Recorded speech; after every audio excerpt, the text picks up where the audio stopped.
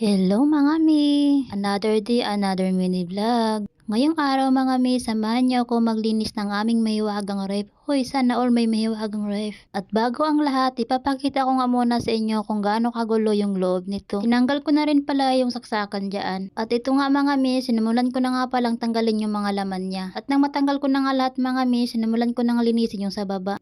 After ko nga malinis sa baba mga mi, ito na nga po, binalikan ko na nga yung sa freezer niya. Medyo matigas pa nga po yung yellow dyan, kaya nahirapan nga akong pagtatanggalin. Pero kahit mahirap mga mi, laban lang charis. Gumamit na rin pala ako dyan mga mi ng sandok na pangtanggal ng yellow. Kanina ko pa nga tinanggal yung saksak niyan mga mi, pero bakit hanggang ngayon matigas pa nga din yung mga yellow? Hoy, bakit may matigas?